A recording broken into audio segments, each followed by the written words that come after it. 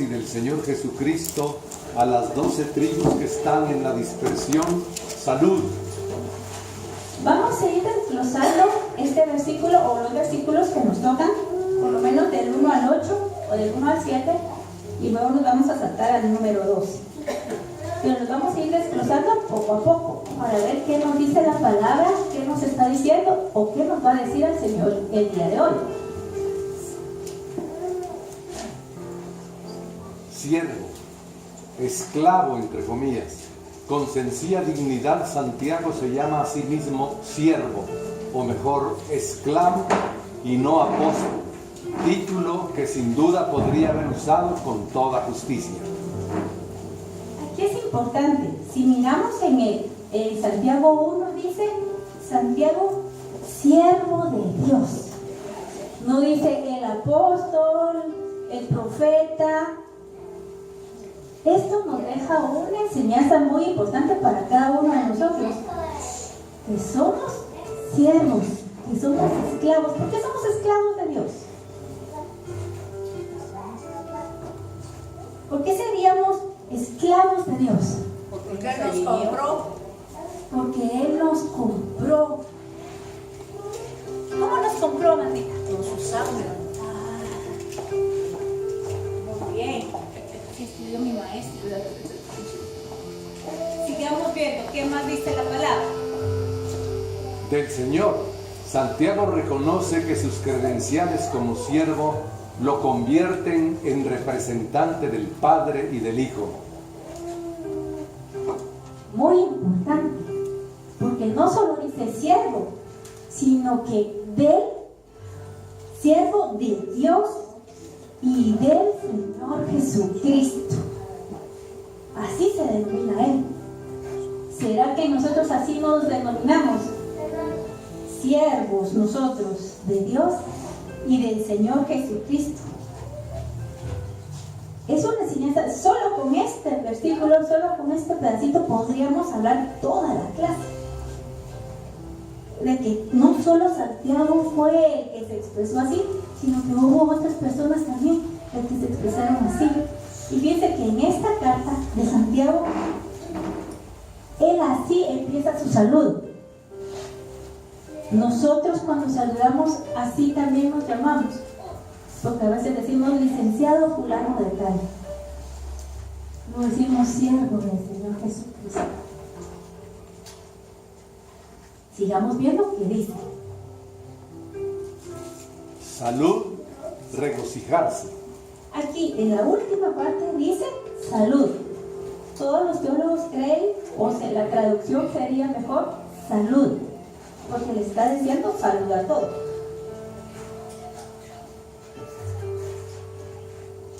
Sigamos bien. La prueba y su propósito. Aquí ya vamos a entrar a la clase en sí. Hermanos míos, tened por sumo gozo cuando os halléis en diversas pruebas. Fíjense que aquí dice hermanos míos. ¿Quién denota esto? ¿Qué manda? ¿Cómo? Ajá, pero ¿qué más? Hermanos míos, dice. ¿Conoces al apóstol Pablo? Bueno, ya en este caso, a alguien que había conocido antes. Antes se recuerdan que eran muy unánimes todos. La iglesia del principio fue muy unánime y todos vendían sus propiedades y todos estaban juntos. Lo mismo nos dice el Señor hoy en esta clase, que tenemos que ser así nosotros. Yo así los miro a ustedes. No sé cómo ustedes miran a la congregación, pero yo los miro así. Hermanos míos, dice. Sigamos bien. Tened por considerar, estimar, pensar. Los cristianos tienen el privilegio y el deber de considerar con inteligencia las pruebas y las dificultades que los asaltan en su sendero. Aquí Santiago es claro. Dice en Santiago 2 dice, después de hermanos míos dice, tener. O sea que es considerar o estimado. Pero Santiago está diciendo de que la vida cristiana no va a ser fácil. Y no es fácil. Fíjense de que se dice, ¿cómo probó Dios a Abraham? Por su hijo. No era una prueba fácil. Y se la puso. Y fíjense que cuando les entregó la tierra prometida, sacó a toda esa gente que había adentro de la tierra prometida, la sacó a toda. Cuando ellos iban a entrar, no, les dejó todavía a personas ahí adentro. ¿Para qué? Para que tuvieran pruebas y luchar. Eso es lo que nos está hablando nuestro Padre el día de hoy. Nada nos viene para hundirnos, sino para remontarnos. Las pruebas no pretenden vencernos, sino que las venzamos, ni debilitarnos, sino fortalecernos. Las pruebas y las dificultades de la vida no deben abrumar ni desanimar al cristiano maduro, quien lo soporta todo con fe y esperanza, como viendo al invisible. Hebreos 11:27. Es algo muy importante. Todo lo que Dios pone en nuestro camino, todas esas pruebas, no es para hacernos de menos ni para hundirnos. Al contrario, es como ese alfarero. El alfarero que está haciendo ese barro y está haciendo esa vasija y va limando y va quitando todas las impurezas que hay. Así es nuestra vida, así tiene que ser nuestra vida cristiana, así lo tenemos que ver nosotros. ¿Quién me podría relatar en 2 minutos la parábola del sembrador? Le van a dar su premio.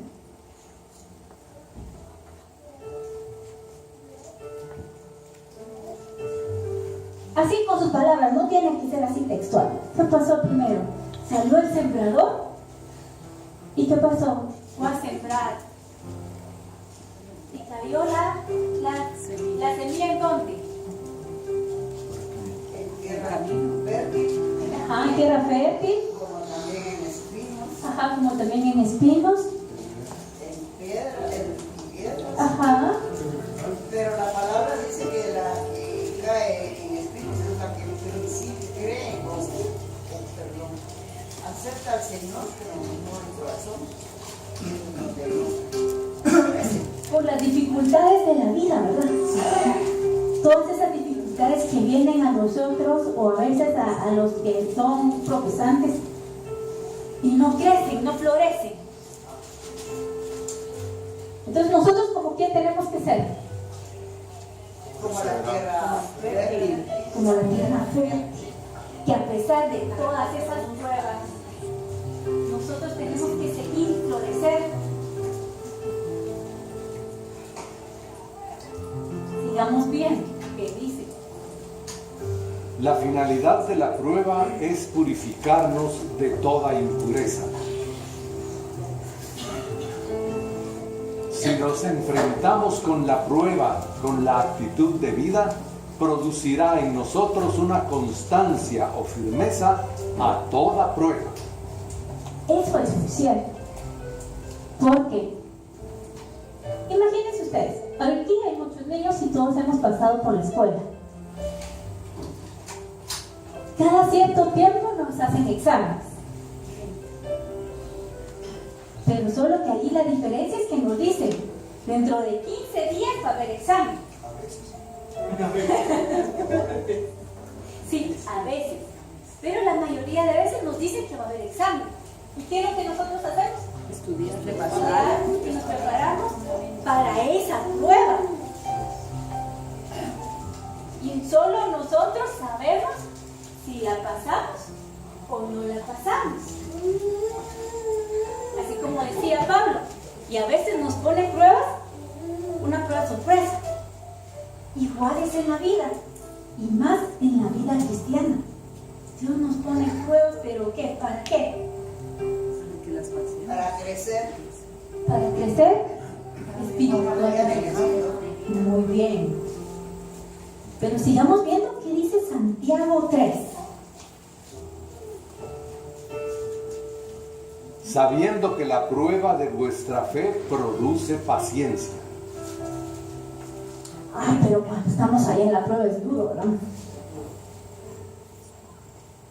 Por lo menos yo me he puesto a hacer berrinche y a protestar un par de veces con Dios. Y Dios, ¿por qué me manda? Yo sé que no lo tengo que hacer. Yo sé que no lo tengo que hacer. Pero Dios, ¿por qué me mandas esto? Si yo soy aquí, si yo soy allá, si yo Ari. El Señor permite pruebas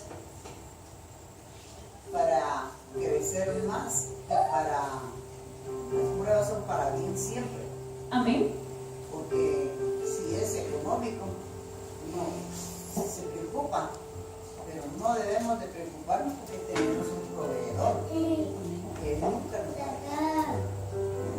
Él nunca nos va a Y dejar. la prueba viene para mejorar, Correcto. si es el empleo, si el Señor tiene problemas en un trabajo, saca de ahí. Amén. Miremos qué dice Primera de Pedro 6.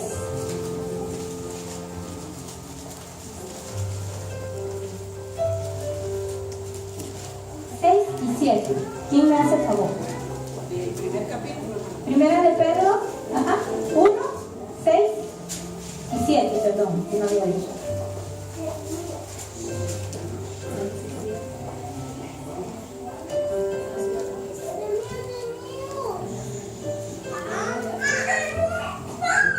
Amén. Amén. ¿Claro? En lo cual vosotros os alegráis, aunque ahora por un poco de tiempo, si es necesario, tengáis que ser afligidos en diversas pruebas, para que sometida a prueba vuestra fe, mucho más preciosa que el oro, el cual, aunque perecedero, se prueba con fuego, sea hallada en alabanza, gloria y honra cuando sea manifestado Jesucristo. Entonces, ¿qué podemos decir que es prueba? ¿Qué podemos decir que es prueba? Cristian. Puede ser ¿Manda? una enfermedad. Es para crecer. Es para crecer. ¿Qué más? Fíjense que la prueba, ahí lo dice en Primera de Pedro 1:6. Dice que es probada por el fuego. Ese fuego, el oro es probado por el fuego. Y cuando se mete en el fuego, ¿qué pasa? Se sacan todas las impurezas, se purifica. Y cuando sale brillante sin ninguna impureza. Así es la prueba, así es como tenemos que ser. Pero sigamos viendo que dice la prueba de vuestra fe. Fe, creencia, confianza, fidelidad. Santiago habla de la fe que se ha enfrentado victoriosamente con los diversos problemas de la vida, o sea, las diversas pruebas. Cada conflicto con la prueba fortalece la fe y la fidelidad del cristiano victorioso. Una pregunta que debimos aprender. El versículo, el fundamento, aquí no es legal, sino que el fundamento espiritual de la fe. ¿En dónde se encuentra? Que me diga el versículo. El versículo es lo que dice.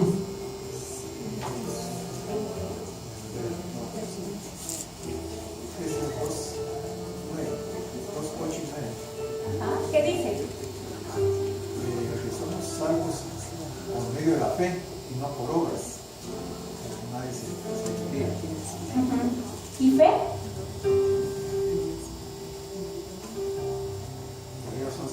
¿Qué dice Hebreos 11:1? Pues la fe y la certeza. Espera la convicción, pero no se ve. Entonces, ¿qué sería la prueba cuando estamos atravesando la prueba? Están probando nuestra fe. Eso es. Porque a veces nos desanimamos, a veces caemos y creemos que va a ser hasta ahí. O sea que no hay nada más después de eso. Me decía una persona la semana pasada, mire, me dijo, ahorita es tiempo de noche. El día tiene noche y tiene día. Ahorita estamos en un tiempo de noche, pero va a llegar el tiempo de día. Siempre va a haber una tormenta, pero la tormenta no va a estar toda la vida. Va a salir el sol hermoso, con un día despejado. Y es ahí donde tenemos que dar gracias. Pero también tenemos que dar gracias cuando estamos en medio de la prueba. Y eso como cuesta. Y dar gracias y alabar ahí en ese momento cuando estamos ahí. Cuesta mucho. Sigamos bien.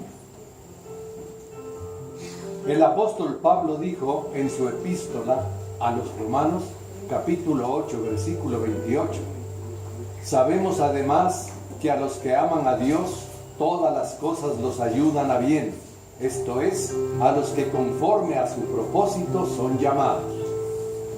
Esto es más o menos como aquel veterano de guerra. ¿Por qué se le llama veterano de guerra? Hay veteranos de guerra ya de generales, digamos, en el más alto puesto, y están como los soldados, que son los que acaban de principiar. Pero el veterano ya sabe cómo actuar. Ya sabe más o menos cómo va a actuar el enemigo. En cambio, el soldado no sabe. Entonces, por eso es que está el veterano de guerra y le está diciendo cómo va a actuar el enemigo. Así lo vivió. O también es así como los atletas. Saben de que la meta está allá. ¿Qué hacen? Se preparan, pero no es que yo venga ahorita y me voy a lanzar a una carrera. Si me lanzo ahorita a una carrera, me quedo ahí tirado. Tengo que prepararme antes de la alimentación, estar haciendo ejercicio para enfrentar eso. Así es esto también, la vida cristiana. Cuando las presiones exteriores de la prueba se sienten sobre nosotros y somos colocados en los fuegos de la adversidad, la tragedia y el sufrimiento, la actitud de la fe debería ser creer que Dios ha permitido esas pruebas con un propósito y que Él tiene a la vista un objetivo elevado y noble. Dios siempre tiene un objetivo, pero es ahí donde nosotros tenemos que decirle a Dios, Dios, estoy en medio de la prueba. ¿Qué es lo que quieres que yo aprenda de esta prueba? Esta fe es la convicción inmutable de que Jesucristo tiene un plan satisfactorio para la vida de cada uno y que proporciona la solución para cada prueba. El hombre de fe cree que ninguna persona ni ninguna circunstancia puede desvirtuar el plan que Dios tiene para la felicidad de sus hijos. Aquí es algo muy bonito, dice, el hombre de fe cree que ninguna persona, ninguna circunstancia puede desvirtuar el plan de Dios. Lo podemos ver con Daniel. ¿Qué hicieron con Daniel? ¿Qué? ¿Lo querían matar? ¿Lo metieron al horno de fuego? ¿Al pozo de los leones? ¿Y qué pasó? Nada, él confiaba, él tenía fe que Dios lo iba a sacar de ahí. ¿Qué pasó con los amigos de Daniel? A ellos sí los metieron en el horno al fuego. ¿Y qué pasó? Ellos tenían aquella convicción de que Dios los iba a salvar.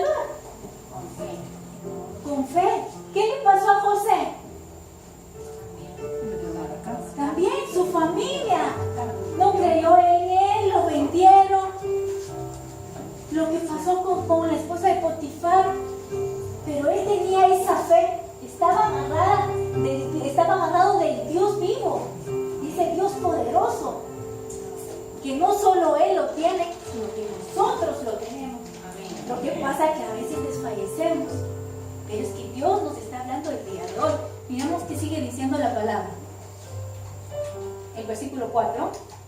Mas tenga la paciencia su obra completa, para que seáis perfectos y cabales, sin que os falte cosa alguna. Dice, mas tenga. Miremos qué significa ese tenga. Tenga.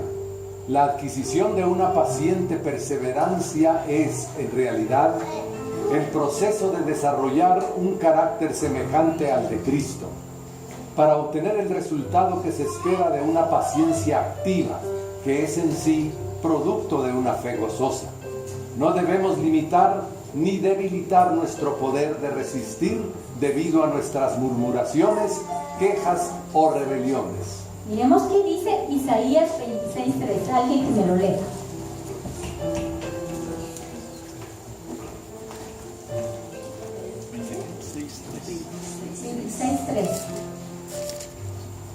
Tú guardarás en completa paz a aquel cuyo pensamiento en ti persevera, porque en ti ha confiado. Confiar en Dios. Sigamos viendo qué dice.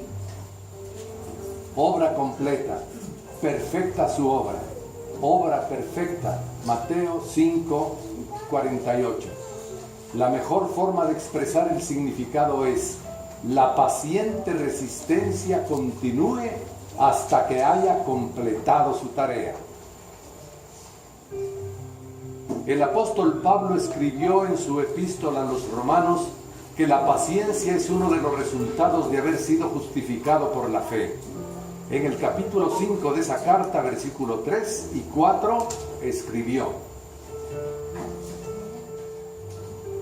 3. Y no solo esto, sino que también nos gloriamos en las tribulaciones, sabiendo que la tribulación produce paciencia. Y la paciencia, carácter probado. Y el carácter probado, esperanza. Es duro, ¿verdad? Pero fíjense que nosotros hemos pasado un montón de pruebas. Y no nosotros, sino que Dios ha estado con nosotros. Como fuerte gigante. Estar adelante, a los lados y atrás. Él nunca nos ha dejado. Y si hoy estamos atravesando por una prueba, Dios es el que está con nosotros y Dios es el que está peleando la batalla con nosotros. Dice: Jehová es mi pastor, nada me faltará. En lugares de delicados pastos me hará descansar. Ahí es donde está Jehová. Es aquí donde en ese medio de prueba es donde está Dios. Amén. Aleluya. Quiero que miremos algo que me gustó mucho y para que tomemos en cuenta.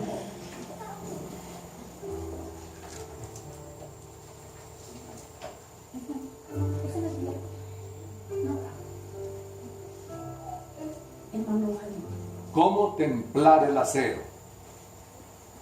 Se cuenta la historia del herrero que después de una juventud llena de excesos decidió entregar su alma a Dios. Durante muchos años trabajó con ahínco, practicó la caridad, pero a pesar de toda su dedicación, nada parecía andar bien en su vida. Muy por el contrario, sus problemas y sus deudas se acumulaban día a día. Una hermosa tarde, un amigo que lo visitaba y que sentía compasión por su situación difícil le comentó: realmente es muy extraño que justamente después de haber decidido volverte un hombre temeroso de Dios, tu vida haya comenzado a empeorar. No deseo debilitar tu fe, pero a pesar de tus creencias en el mundo espiritual, nada ha mejorado. El herrero no respondió enseguida. Él ya había pensado en eso muchas veces, sin entender lo que acontecía con su vida.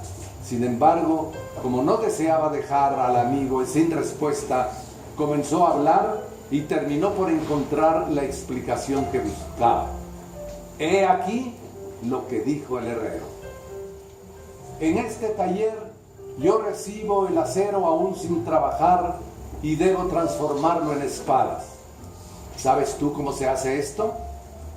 Primero, caliento la chapa de acero a un calor infernal hasta que se pone al rojo vivo.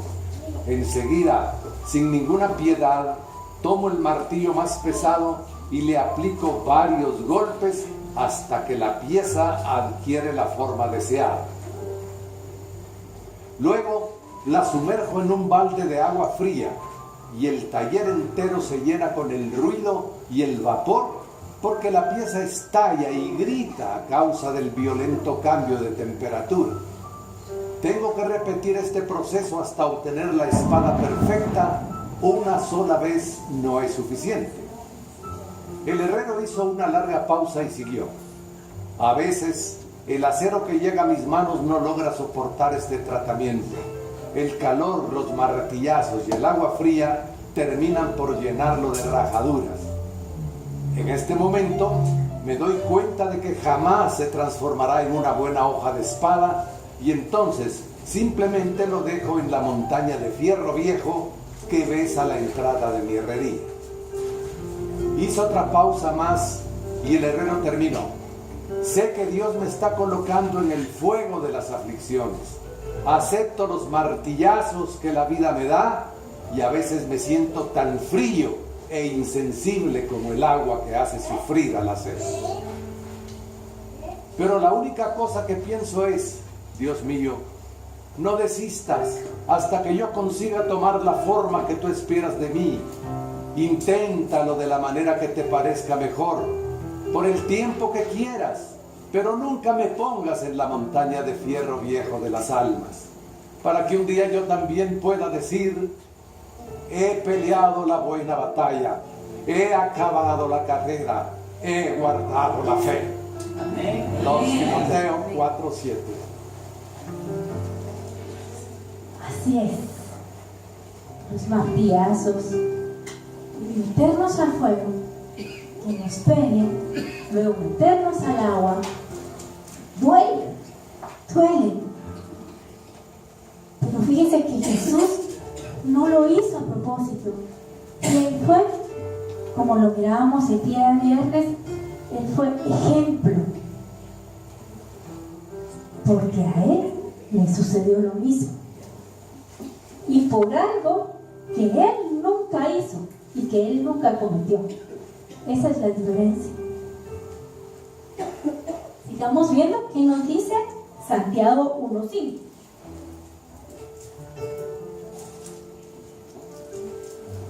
Pidiendo con fe. 5. Y si alguno de vosotros tiene falta de sabiduría, pídala a Dios, el cual da a todos abundantemente y sin reproche, y le será dada. Dice, si alguno. Él sabía que los hermanos no tenían o no habían alcanzado ese nivel de fe. Él lo sabía perfectamente. Por eso les estaba escribiendo, por eso les estaba diciendo todo esto. Pero dice, si alguno de vosotros tiene falta de sabiduría. ¿Qué es sabiduría? Conocimiento. ¿Qué más? Discernimiento también. Experiencia. Pidiendo con fe. Esto incluye aún más que el conocimiento exacto, porque el simple conocimiento no garantiza un proceder correcto, ni siquiera el razonamiento correcto. Para enfrentar las pruebas. Sabiduría nos ayuda a dar el verdadero valor a todo lo que exige nuestra atención y nos asegura el debido uso del conocimiento cuando nos esforzamos por proceder con rectitud. Pero también dice en el versículo 5, el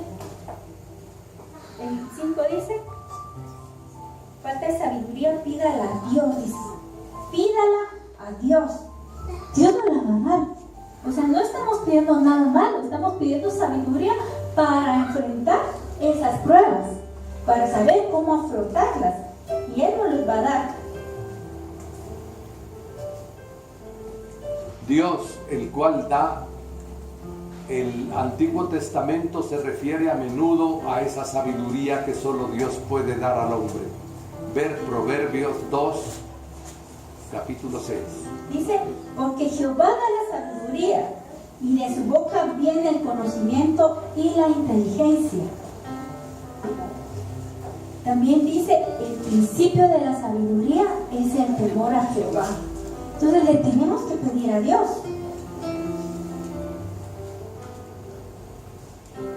Abundantemente. ¿Qué significa abundantemente? Bastante, mucho.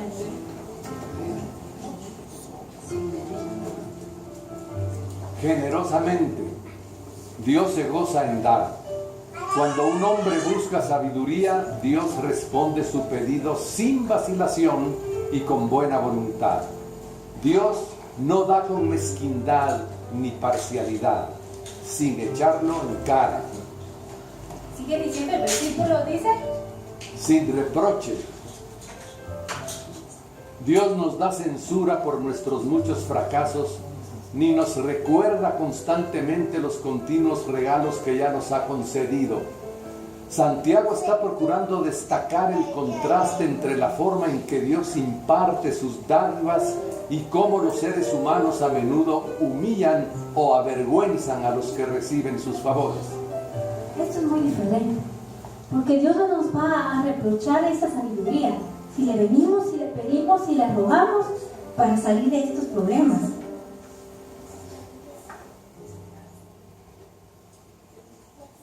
Le será dada. El requisito que aquí se presenta para recibir sabiduría de Dios es pedirla con sinceridad. Tenemos de pedir con sinceridad y con fe. Sigamos viendo qué dice la palabra de Dios.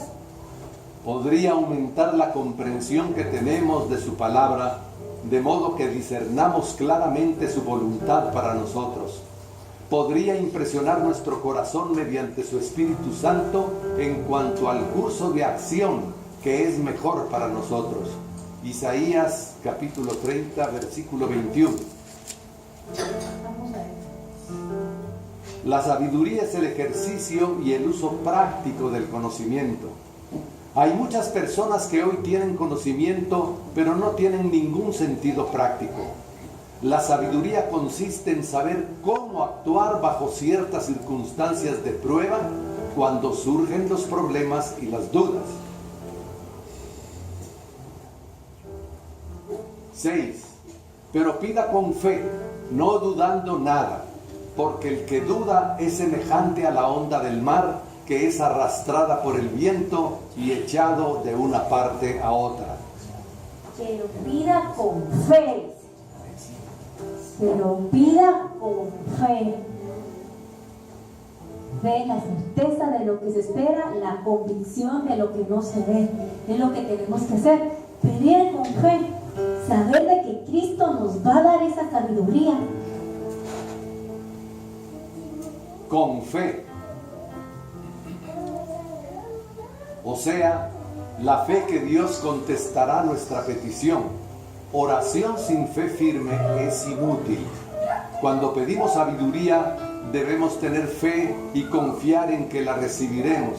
Versículo 5.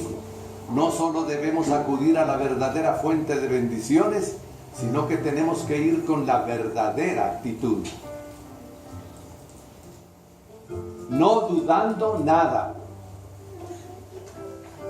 Sin vacilar, sin titubear. El que pide con fe no vacilará, como si no estuviera seguro de que Dios oirá y contestará su petición.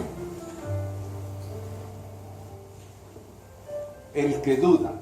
¿Por qué dudamos? No hay fe. Porque no hay fe. Falta de fe.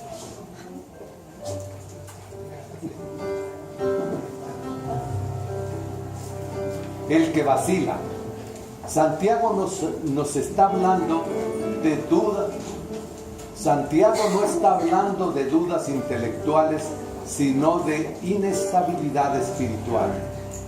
El que duda puede estar indeciso no solo en cuanto a si Dios responderá a su pedido, sino también en cuanto a si Él exigiera más sacrificio del que está dispuesto a hacer.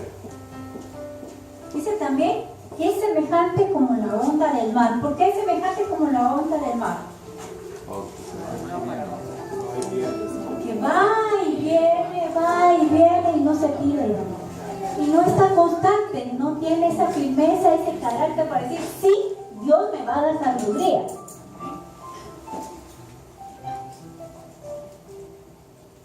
Arrastrada por el viento. La ola no tiene estabilidad propia, se halla completamente sujeta a la fuerza del viento. Se levanta y cae a medida que el viento la impulsa en una u otra dirección. El viento representa las circunstancias que pueden influir para que el cristiano dude. Dios nos puede dar sabiduría y nos puede sacar de las pruebas si somos como la onda del mar. ¿Será que no? Vemos que dice la palabra. No piense pues quien tal haga que recibirá cosa alguna del Señor. No piense. Santiago dice al vacilante que no espere respuesta. La indecisión es más que suficiente para desbaratar el bondadoso propósito de Dios en favor del que vacila. Pues si Dios viera conveniente negar su pedido, el chasco que le sobrevendría solo